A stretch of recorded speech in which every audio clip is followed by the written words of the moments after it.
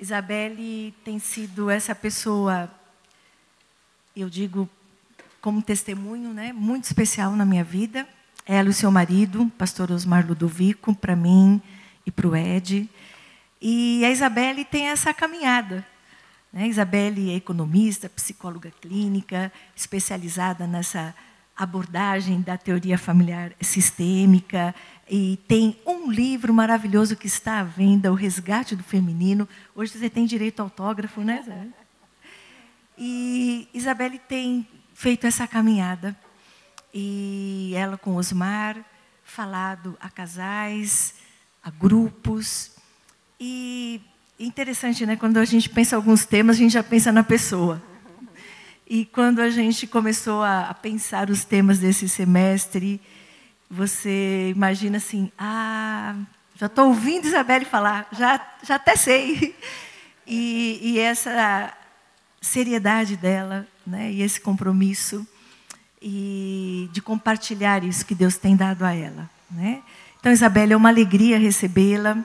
Que Deus continue a te abençoar e te usar entre nós, que é a sua casa. Viu, querida? Obrigada. Tá bom essa altura? Tá ótimo. Eu olho. Então tá. Alô? Ok, então. É uma alegria sempre estar aqui, rever pessoas conhecidas, amadas, e conhecer outras, né? E gostei muito desse tema que me deram, porque Deus já ministrou para mim através desse tema. Porque acho que a gente pode pensar assim, quem não tem síndrome de perfeição, que joga a primeira pedra. Porque eu percebi isso em mim. E até recentemente Deus me pegou assim de novo com uma recaída, né? Uma coisa pequena. A gente estava na estrada com os Osmar, e aí passa no pedágio, recolho o dinheiro para passar para ele, e aí passei para ele e ele começou a contar. Aí eu fiquei mordida. Eu falei, tá certo o troco? Ele falou, por que você não pode errar? Aí, pão, caiu a ficha, né? Então, é como a gente, né, quer o tempo todo estar certo e não admite que alguém questione, que alguém, né, assim... E isso nos pega nos mínimos detalhes. A gente cantou agora com a Ju, né, que a graça é a oportunidade de recomeçar. E eu estava lembrando também que alguém comentou que o Waze e o GPS são expressões da graça, porque quando a gente erra o caminho, ele veio dizer recomeçar, recalcular, para nos trazer de volta para o caminho, né? E é isso que Deus quer fazer com a gente, né? O tempo inteiro, a gente voltar para casa e a gente se perde, volta para o caminho, reconhece que errou e Deus nos acolhe, e é assim que a gente vai caminhando. Então, acho que antes de mais nada da minha apresentação, eu percebo que eu sou uma pessoa em obra, né? Em construção. Muitas vezes eu falo, tenha paciência, estou em obra. E a gente precisa ter paciência com a gente também, né? E reconhecer as nossas falhas e caminhar. Mas eu gostei muito desse tema. Imperfeita? Eu? Né? Logo eu, que sou uma esposa companheira, mãe dedicada, dona de casa eficiente, profissional, em ascensão, servindo a igreja. Imperfeita eu? Como ousam me cobrar alguma coisa, já que faço tanto? Quem não pensou assim, né? De fato, essa supermulher não aguenta mais nenhuma cobrança, pois já se cobra demais. A gente assume uma dupla jornada de trabalho, fora e dentro de casa, está sempre estressada, irritada, pavio curto.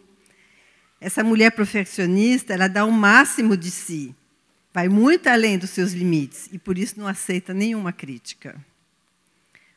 Todas nós temos no nosso inconsciente coletivo a imagem de Amélia, essa mulher submissa, apagada, tutelada, desqualificada, fruto dessa cultura patriarcal, na qual a gente ainda está inserido, né? E que vingou nos últimos 20 séculos.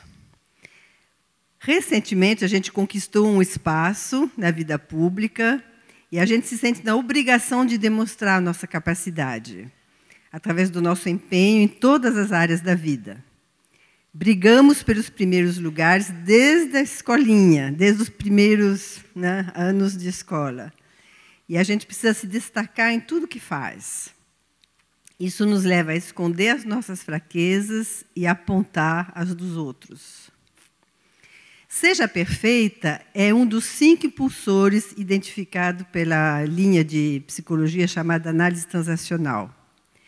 Uma cobrança interior, em inglês é drive, né, aquilo que me move, que é acionado automaticamente e sustentado pelo desejo de ser reconhecida, valorizada e amada. Esse impulsor é particularmente forte em nós, mulheres, porque ele foi reforçado pela educação. Não sei se vocês viram um TED de Reshma Saujani, que ensina e coragem às mulheres, não perfeição. O homem foi criado para ser corajoso, correr risco, tentar, falhar e tentar de novo, enquanto a mulher foi criada para ser perfeita e boazinha.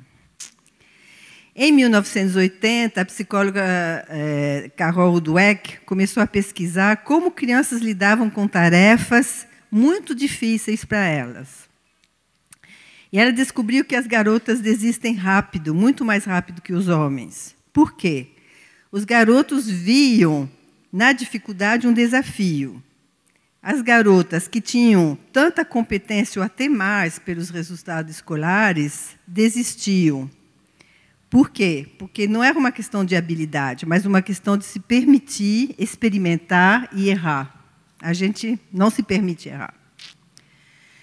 Os homens se candidatam para emprego se eles conhecem pelo 60% das qualificações requeridas, enquanto as mulheres só se candidatam se elas têm 100% conhecimento sobre as qualificações requeridas. Segundo John Hampton, uma das 10 qualidades principais de pessoas com maior inteligência emocional é conhecer, aceitar e lidar com suas forças e fraquezas. É importante reconhecer as duas coisas. Reconhecer as nossas forças e honrar a Deus, né? Porque Ele que nos deu essas qualidades, essas características positivas. E reconhecer as nossas fraquezas é uma forma de se manter humilde e de depender da graça de Deus. Então, é importante reconhecer as duas coisas. Recentemente, eu li um livro da Sheryl Sandberg, ela é chefe de operações do Facebook e foi considerada pela revista Forbes como a 5ª mulher mais poderosa do mundo. Ela escreveu o livro Faça Acontecer, Mulheres, Trabalho e Vontade de Liderar, para encorajar as mulheres a não se apegar a modelos inatingíveis e fazer com que seus parceiros dividam as responsabilidades da casa. Então, são 2 desafios, né? Mesmo para essa mulher, supermulher, né? É não se cobrar objetivos inatingíveis e também dividir as tarefas de casa e dos filhos com o marido, com o parceiro. O avanço na carreira, muitas vezes, depende de assumir riscos e defender a própria posição. Ela diz, o medo está na base de muitas barreiras enfrentadas pelas mulheres. Medo de não ser apreciada, medo de fazer a escolha errada, medo de atrair uma atenção negativa, medo de ser julgada, medo do fracasso, medo de ser má filha, esposa, mãe. Daí ela pergunta, o que você faria se não tivesse medo? Ela diz, a síndrome do impostor faz oscilar entre uma extrema egomania e uma sensação total de sou uma fraude. Ela recomenda, assuma responsabilidades pelos erros e fale abertamente sobre suas fraquezas. Use o senso de humor. E o lema dela é, feito é melhor que perfeito. Né? Acho que isso é uma coisa boa para a gente... Mas, se o nosso valor e a nossa autoestima depende do nosso desempenho, a gente tem que se esforçar ao máximo. Né? E nunca vai ser suficiente. A gente é assombradas pelo burnout, pelo sentimento de fracasso. Estamos sempre correndo, a gente não dorme o suficiente, já acorda cansada, os filhos cobram, os maridos cobram, né? E nosso trabalho não é reconhecido na proporção do nosso empenho, a gente se sente injustiçadas, frustradas, desanimadas. E ainda por cima, ousam nos criticar. É o cúmulo, né? A mulher perfeita, ela é um trator. Ela se cobra e cobra os outros. Ela é exigente e crítica com ela e com os outros. Nunca está bom. Como fruto disso, a mulher perfeita não tem amigos. Ela fica só porque ninguém aguenta. A Lia Luft, ela adverte, a Mulher Maravilha é inevitavelmente uma chata. Somos assolados pela propaganda dessa figura assustadora, um Monte Everest de perfeições, linda e competente, sensual e grande profissional, independente, mas disponível, romântica, mas vigilante. Não parece ninguém que a gente possa amar, com quem se possa dar risada, jogar a conversa fora, namorar, aconchegar-se, fazer descobertas desafiadoras ou sofrer perdas dolorosas, caminhar pela vida até, quem sabe, envelhecer, né? Então, acho que é importante nós, mulheres, termos essa autocrítica, que essa super mulher ninguém aguenta. E no início do ano, eu fui convidada para uma igreja para falar sobre sexo frágil, o homem ou a mulher. E foi interessante, porque era um grupo misto. E aí eu perguntei, quem acha que é a mulher? Aí 2 pessoas fizeram assim, bem discretamente. Quando perguntei, quem acha que é o homem? Todo mundo levantou a mão, né? Sinal dos tempos, porque até o século passado, meados do século passado, nem se perguntava, a mulher era mais frágil, acabou, né? Não tinha nem discussão sobre isso. E a gente está vendo que hoje, não, as mulheres estão muito poderosas e os homens todos dizendo, não, nós somos frágeis, né? E realmente a gente pode até pensar que a mulher é mais frágil fisicamente, muitas vezes é mais frágil emocionalmente, porque há 2 vezes mais depressões nas mulheres, até por questões hormonais. Mas o homem é mais frágil, inclusive biologicamente. Pesquisas recentes mostram que os homens são mais suscetíveis a desordens neurológicas que mulheres. Tem 5 vezes mais autismo, por exemplo. A fêmea é o modelo inicial para todos. O cromossomo Y só aparece na 8ª semana. O par XY é mais vulnerável que o par XX das mulheres, né? E, graças ao estrogênio, a mulher tem um sistema imunológico mais forte, por isso ela vive mais. Segundo o IBGE, em 1991, as mulheres possuíam uma vida média, ao nascer, 7,2 anos superior à dos homens. Em 2000, aumentou para 7,8. Quer dizer, a gente vive mais, né? O homem dominou porque era mais forte fisicamente. A supremacia do homem se sustentou pela desqualificação da mulher. Eu já citei aqui Agostinho, né, que diz, o homem tu és o mestre, a mulher é tua escrava, Deus assim o quis. Então, a gente tem essa herança, né? Ou então diz, a mulher sozinha não é imagem de Deus, porém o homem sozinho é imagem de Deus tão plena e completamente quanto a mulher junto do homem. Então, disso vem essa ideia, que a mulher sozinha não tem valor, só tem valor se estiver com o homem perto, né? Tomás de Aquino diz, como indivíduo, a mulher é um ser medíocre e defeituoso. Ele está acusando Deus, que criou a mulher, né? A gente se choca com isso, mas o próprio Freud, que é o pai da psicanálise, o pai da psicologia, ele fala, o homem é a norma, a mulher ela é a falta, porque ela não tem pênis, aqui não tem pênis, né? Sem pensar que a primeira coisa que o bebê vê é o seio da mãe. A coisa mais importante para o bebê que nasce é o seio. Então, ele podia dizer, o homem não tem seio, né? A mulher tem. Mas ele olhou para a perspectiva dele, né? E diz, então, as mulheres realmente são inferiores. Por isso, nós, mulheres, somos tão empenhadas em demonstrar a nossa capacidade e o nosso valor, porque a gente tem isso no nosso inconsciente coletivo, né? Essa humilhação da mulher durante muitos séculos. E aí a gente quer realmente provar que é capaz. Mas, na ótica de Deus, fraco é aquele que não reconhece a sua fraqueza, que se vê maior do que é, né?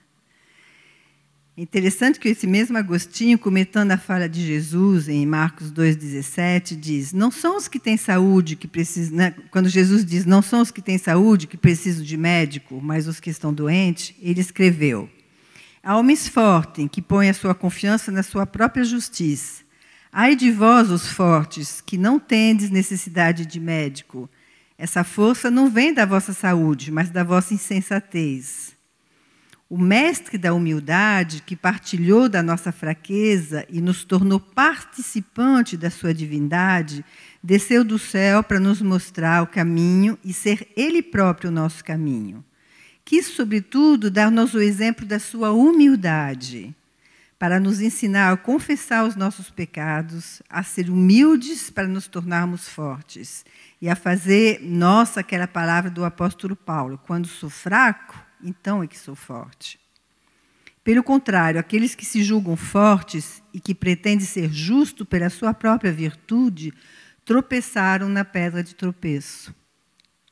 Foram esses homens fortes que atacaram Cristo, ufanando-se da sua justiça. Mataram o médico de todos os homens, mas ele, na sua morte, preparou para todos os doentes o remédio com o seu sangue. Então, felizes os fracos, porque dependem de Deus e contam com a força de Deus.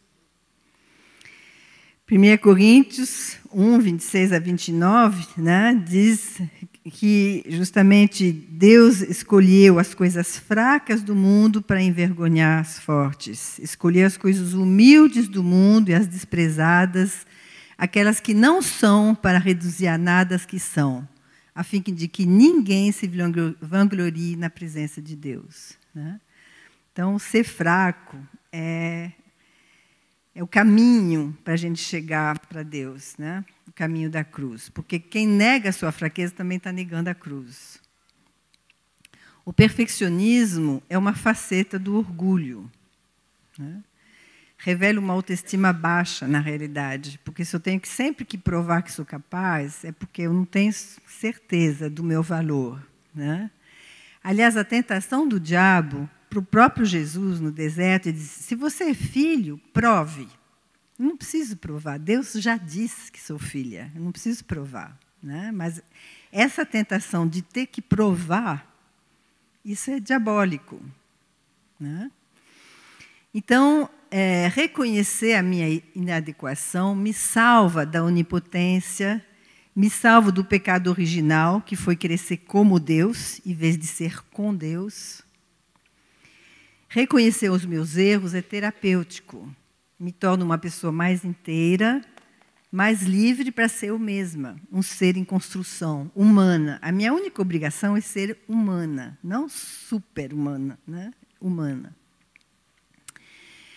E o que me impede de aceitar e revelar as minhas falhas é o medo da rejeição, do abuso, da desqualificação. Só posso reconhecer os meus erros diante de um Deus que me aceita e me ama incondicionalmente. Por isso que seu amor lança fora o medo da rejeição. Posso reconhecer minha carência e posso reconhecer os mecanismos destrutivos que desenvolvi para mendigar afeto e mendigar reconhecimento no mundo que jaz no maligno. Eu já falei aqui uma vez, e já só vou dar uma pincelada, porque acho que é importante, né? Quando em 1 João 1,16 se descreve o sistema desse mundo, que é a concupiscência dos olhos, concupiscência da carne e soberba da vida. Concupiscência dos olhos é o que a publicidade usa, né? Da gente ver e querer possuir. Então, deu esse consumismo, né? E a televisão, o tempo todo, estimula isso, né? Essa concupiscência dos olhos, para a gente consumir cada vez mais. A concupiscência da carne é essa busca do prazer sem medir as consequências, esse individualismo. Eu primeiro, do meu jeito, o que vale é o meu prazer, e eu uso o outro para suprir minhas necessidades, né? E a soberba da vida, então, essa concupiscência da carne deu uma sociedade hedonista, né? onde os vínculos são muito frágeis, porque eu uso o outro é descartável. E a soberba da vida é essa sociedade competitiva, né, em que eu tenho que me destacar e chegar primeiro e aparecer mais que os outros. Então, a gente é estimulado o tempo todo nessas 3 dimensões, né? E, por isso, a gente se torna escravo desse sistema. Então, da aparência, né, do desempenho e do status social, de querer, né, se sobressair. A gente desenvolve, por isso, uma identidade distorcida, uma persona, um personagem, né? Projetamos a imagem de uma mulher perfeita, competente, forte, bem-sucedida. E a gente, com isso, fica à mercê de muitas vozes externas e internas que nos instigam a fazer sempre mais. Henry Nouwen, ele diz assim: muitas vozes chamam nossa atenção. Há uma que diz, prove que você é uma boa pessoa. Outra censura, você deveria se envergonhar de si mesmo. Há também uma voz que diz, ninguém realmente se importa com você. E outra, faça tudo o que puder para se tornar uma pessoa bem-sucedida, popular e poderosa.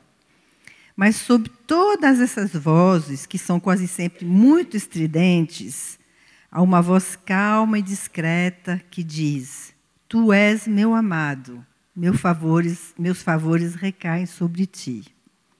Tu és a minha amada, meus favores recaem sobre ti. Essa é a voz que realmente precisamos ouvir. No entanto, é necessário um esforço especial para isso. Ouvi-la requer solitude, silêncio e uma forte determinação. Isso é oração, que Nouwen diz, né? É ouvir a voz que nos chama de meus amados. Então, a gente precisa se aquietar, experimentar, né, aquietar essas vozes estridentes em nós para poder ouvir essa voz que me diz, que me chama pelo nome e que me diz, você é minha filha amada, né? E isso é nascer de novo, é reconstruir a nossa identidade em Deus. O meu valor não depende mais do meu desempenho, mas do sangue de Cristo vertido na cruz. O meu sucesso não depende da minha aparência física, mas da capacitação do Espírito Santo, né? E o meu status é de filha. Não preciso fazer nada para merecer, não depende do meu desempenho. Como diz o Philip Chance, não há nada que eu possa fazer para Deus me amar mais. Nem nada que eu faça que vai fazer com que Deus me ame menos. Porque Ele me ama o máximo que é possível amar. Muito além da minha capacidade de retribuir, eu não mereço esse amor, não tem nem como merecer, né? Então, a minha parte é apenas receber, é apenas me permitir ser amada. E a partir do momento que eu posso, então, perceber que o meu valor não depende dessas referências que o mundo dá, mas depende daquilo que Deus já fez por mim, né? Do amor de Deus que já foi demonstrado na cruz, não preciso mais provar nada, né? Eu posso ser essa pessoa original, única, com uma contribuição única no reino de Deus, que Deus sonhou quando me criou. Por isso a palavra diz, por preço fostes comprados, não vos torneis escravos de homens, né? Não vos torneis escravos desses padrões que o mundo impõe. Porque Deus pagou um preço muito alto da sua própria vida para resgatar você, para libertar você. Passar do domínio do medo para o reino do seu amor, que lança fora o medo. Aí o melhor de mim se manifesta diante de alguém que me acolhe com ternura e incondicionalmente. Então, o caminho é deixar-me amar por Deus, para poder me libertar dessa síndrome de perfeição, né? Isso requer tempo para parar, para ouvir, para me aquietar, desligar o telefone, o celular, estar a sós com Deus e ouvi-lo com atenção, né? Será que a gente tem esse tempo? Ou será que na nossa relação com Deus a gente só fala e só pede? Se a gente só pede é porque a gente não sabe receber. porque Ele já deu o seu Filho, o que mais eu posso pedir? Né? Então, permita-se receber primeiro. Diante desse Deus que me acolhe incondicionalmente, que nunca vai me rejeitar, porque, como diz a palavra, nada pode me separar do amor de Deus, só eu posso me afastar. Né? Por isso, Jesus fala, permanecei no meu amor. Eu posso me privar desse amor, mas Ele vai continuar me amando, independente de mim. Né?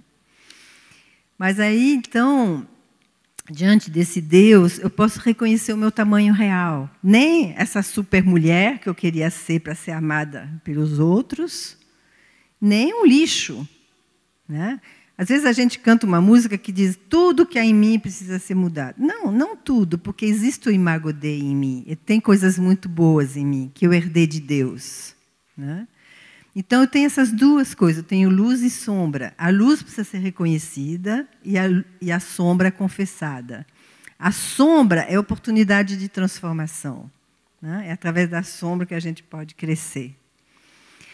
Então, a palavra diz que é contemplando o Senhor que somos transformados. Né? E nessa intimidade com Deus, nessa experiência de aquietar, ouvir e contemplar, que a gente é transformado de glória em glória. Quanto mais a gente se apaixona por esse Deus, mais a gente vai crescer como Ele. Né? Quanto mais intimidade a gente tem com Ele, mais a gente é inspirado por Ele. E aí essa transformação vai acontecendo. Então, uma pergunta, será que me sinto amada por Deus? Né? Quanto mais nos sentimos amadas, menos vamos pedir. Né? E aí a gente se relaciona com Deus através de um processo de amizade, de intimidade. Né? Não buscando as bênçãos de Deus, mas buscando o Deus que me acolhe como filha, né? e me pega no colo. Se a gente está buscando sempre mais, é porque a gente ainda está nessa carência, né? Que a gente ainda não experimentou essa vida abundante que Cristo veio nos dar. Porque o fruto dessa vida abundante é a gratidão. Né? É agradecer, como a gente orou hoje de manhã, pela vida, por estar viva aqui, né? Porque Deus se revelou, porque Deus me atraiu através do seu amor, porque Deus fala comigo, porque Deus ministra a minha alma, porque Deus provê um corpo onde eu sou também nutrida e eu posso ser instrumento da graça. Então, todas essas experiências são experiências do amor de Deus que vão gerar gratidão em nosso coração. Né? Se eu estou na falta é porque eu não recebi, eu não me permiti desfrutar.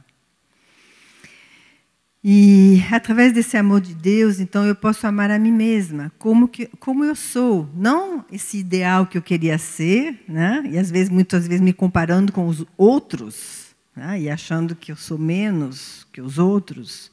Quando Deus fez cada uma de nós única, original, para a gente não se comparar. Né? Então, acolher a mim mesma, né? E acolher essas falhas, essas limitações, porque é através dela que eu experimento a graça, o perdão e o poder de Deus para mudar. Né? E a partir dessa experiência, então, desse consolo, dessa cura de Deus, eu posso ser instrumento de cura na vida de outras pessoas. Né? Isso é maravilhoso, poder transformar o mal em bem através do seu amor. Então, somente sendo livre, eu posso deixar o outro livre. Somente sendo amada, eu posso amar o outro. A qualidade do meu amor pelo outro depende da qualidade do meu amor por mim, que depende da qualidade da minha relação com Deus, porque Deus sempre me ama. E isso só depende de mim. Né? E é interessante essa experiência de reconhecer as falhas e os erros, porque, através dela, eu posso também ser mais paciente com o outro. Né? Diz, o perdão somente é real para quem descobriu a fraqueza do seu amigo e os pecados do seu inimigo em seu próprio coração. Né? Quem pode dizer, nunca falhei? Ninguém. Né? Então, assim, à medida que eu estou em contato com as minhas falhas, com as minhas incoerências, com os meus medos, com as minhas carências, eu vou ser mais paciente e tolerante com o outro. Isso percebo nitidamente na minha vida, que quando eu começo a ser muito crítica com as pessoas, é porque eu me afastei da cruz, é porque eu me afastei de mim mesma, me alienei dessa minha sombra. Porque se eu estou em contato com a minha sombra, não tem como olhar o outro de cima para baixo. Né? Nós somos todos pecadores e carentes e falhos, né? Todos em obra. Então, o processo da vida cristã é, ao longo dos anos, ir me tornando mais humana, mais humilde, mais afetiva, mais apaixonada por Deus e pela vida. Perceber que eu sou essa obra-prima única, né? Descobrir a minha própria beleza, que é única, que é uma beleza não apenas exterior, mas, sobretudo, interior. Né? Fruto dessa reconciliação com Deus, que me permite me reconciliar com quem eu sou e ser instrumento de reconciliação na vida do outro. Imperfeita, sim, graças a Deus, que me acolhe a si mesmo, e através dessa experiência do quebrantamento, tem essa transformação. Né? Então, estou em obras, em restauração, a caminho, aprendiz, e as falhas são oportunidade de experimentar a graça. Aprender com os erros, com os fracassos, e como diz um psiquiatra que fundou a terapia comunitária, é da carência que nasce a competência. E, na realidade, é isso, né? Os dons, a diferença entre dons e talentos. O talento é uma capacidade natural que Deus me deu, né? Mas o dom se manifesta na fraqueza. Né? Porque é na fraqueza que eu vou buscar o Espírito e o Espírito me capacita. Então, acho que a gente precisa aprender muito com Pedro, porque Pedro ele se achava muito forte, muito competente, muito valente, falava para Jesus, não, eu vou com você até Jerusalém, pode deixar e tal. Quando vieram buscar Jesus, ele tira a espada, né, acerta lá num dos soldados, mas depois ele entra em contato com a sua fraqueza, com a sua fragilidade, com o seu medo. Né? Ele traz Jesus. E na hora que ele traz, e que ele percebe esse olhar amoroso de Jesus para ele, é ali que ele se converte verdadeiramente. Né? E é através dessa experiência que daí Jesus diz, agora sim você pode apacentar as ovelhas, porque você sabe, né, das tuas limitações, das tuas falhas, que você é igual a eles. Né? Você acha que você me ama mais do que todos os outros aqui? Aí a terceira vez ele chora, chega no coração, ele fala, não, eu sei que eu não te ágape, eu te filéu, né? O meu amor é humano, é falho, é limitado. Aí sim você pode ser instrumento da graça na vida do outro. Né? Então, é na fraqueza que a gente tem essa oportunidade de se sentir amado verdadeiramente, quando menos mereço ser amada. Né? E quanto mais fundo a ferida, mais fundo penetra a graça de Deus. E mais eu posso ser instrumento da graça na vida do outro. Né? Então, a gente realmente precisa aprender como Pedro. Porque a diferença entre Pedro e Judas, Judas se puniu, se enforcou. Né? Pedro permaneceu perto dos discípulos, junto com eles, ele não fugiu, não se escondeu. E aí é uma pergunta muito importante para mim. Quem eu procuro quando me sinto um fracasso? Né? Para quem eu confesso os meus erros? Para quem eu mostro a minha fragilidade? Né? Você se sente amada por Deus, mesmo quando está errada, maltrapilha? Né? Então, acho que são perguntas para a gente concluir esse estudo de hoje. Né? Assim, será que eu sou Amélia ainda, que vive à sombra dos outros, sem projeto próprio, apenas atendendo a expectativa das pessoas? Será que eu sou essa supermulher perfeita, né? Mais estressada e solitária? Ou será que eu sou eu mesma, em processo de descobrir realmente essa pessoa única, uma filha amada em processo de transformação. E acho que nós, mulheres, a gente precisa perceber que há um tempo para ser mãe, há um tempo para ser profissional. Mas ser discípulo de Cristo, ser discípula de Cristo, é parar de atender expectativas dos outros para ser fiel à minha vocação, que é a amizade com Deus, comigo e com o outro. Meu marido sempre fala, o reino de Deus, né, são 3 amigos que nos convidam para ser amigos deles e para sermos amigos uns dos outros. Porque amor é isso, é amizade, né? Começa com essa amizade. Então, reconciliada comigo e agente de reconciliação, né? Grata pelo amor de Deus, por quem eu sou, pela minha história, para poder olhar para o futuro com esperança. Tem um livro que chama Identidade Feminina segundo Jesus, onde a autora diz: buscar a identidade em papéis, como esposa, mãe, dona de casa, profissional, é um equívoco. Nossa identidade deve se fundamentar no nosso relacionamento com o Pai, através de Cristo e na capacitação do Espírito. Até Maria encontrou sua identidade principal, não no fato de ser mãe de Jesus, mas serva do Senhor. Ela diz, eis aqui a serva do Senhor. Cada vez que algo substitui Cristo em nós, nos tornamos candidatas a uma crise existencial, gerada por frustração e sentimento de fracasso, por trair nossa vocação e o desejo mais profundo do nosso coração. Só podemos encontrar nossa verdadeira identidade na relação com Deus. Essa relação nos capacita a quebrar as identidades culturais para nos tornar catalisadoras de mudança, vozes proféticas e agentes de cura.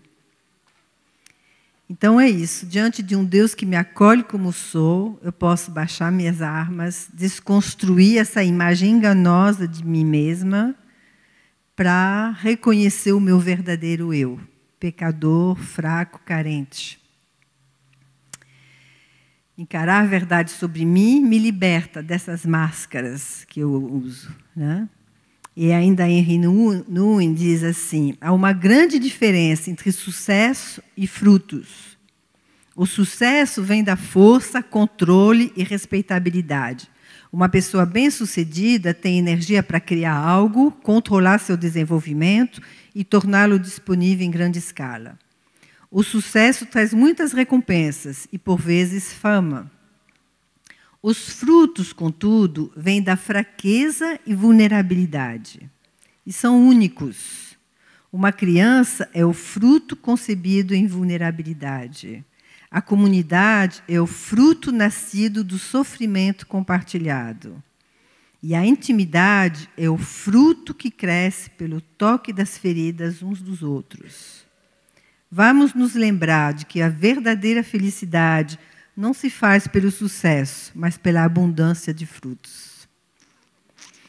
Então é isso. Jesus, que é o ferido que cura, nos convida à humildade, à fragilidade, que Ele encarnou da manjedoura à cruz, porque só o amor pode vencer o mal. É, de fato, através dos nossos limites, fraquezas e feridas que experimentamos o poder de cura do Eterno. Forte é quem acolhe a sua fragilidade e encontra força na intimidade com Deus, em vez de tentar ser como Deus.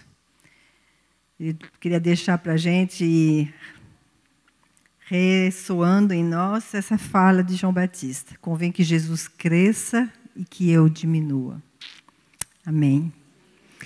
Eu queria propor que a gente tivesse alguns minutos de silêncio agora, porque às vezes a gente sai e se distrai, parte para outra coisa, para uma atividade, e a gente deixa de reter algumas coisas que tocou o teu coração. Vamos ter um tempinho de silêncio para tentar perceber o que tocou o teu coração. Deus faz arder o coração quando Ele quer tocar numa ferida, né? Quando Ele quer transformar. Então, vamos ficar alguns minutos em silêncio.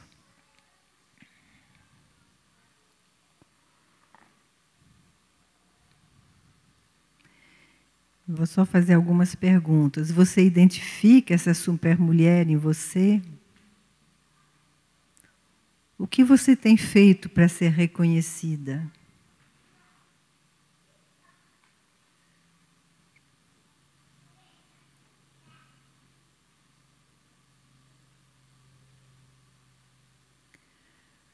Como você lida com os seus erros?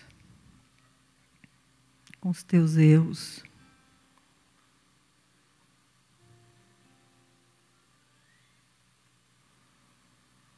Você se deixa acolher por Deus quando errou?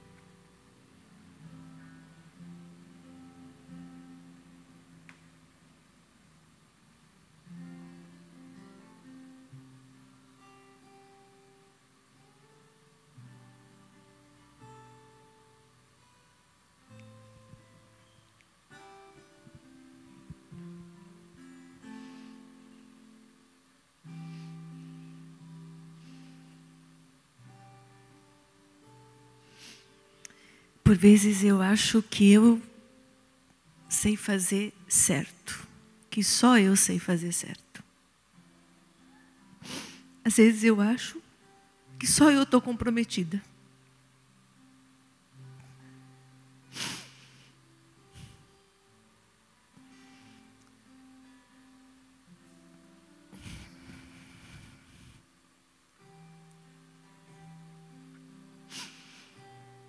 E hoje aqui, eu digo, imperfeita, sim. Sim, sou imperfeita.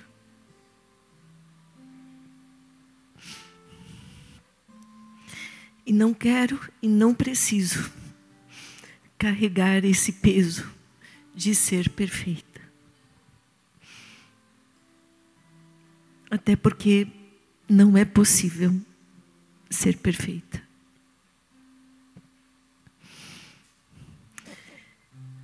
Mas eu me rendo a esse Deus que me acolhe,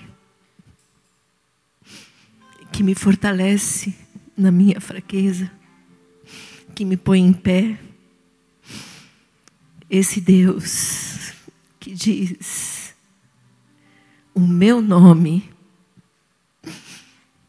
e diz que eu sou filha amada. Esse Deus que me capacita com dons. Esse Deus que me faz olhar o outro também com misericórdia, não exigindo do outro perfeição, mas também de acolher e de amar e de servir, de buscar de Deus essa intimidade,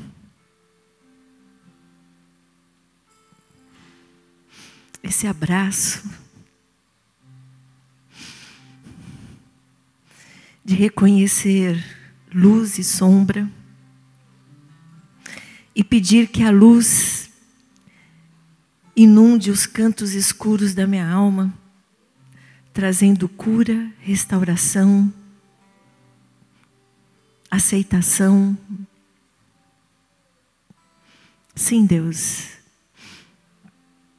nós nos rendemos ao Senhor. Nos rendemos ao Teu amor. Que rendição maravilhosa. Que rendição libertadora, restauradora, curadora. Nos rendemos aos Teus pés. Fazemos isso agora aqui, Pai. Em nome de Jesus. E para a Tua glória, Pai. Amém.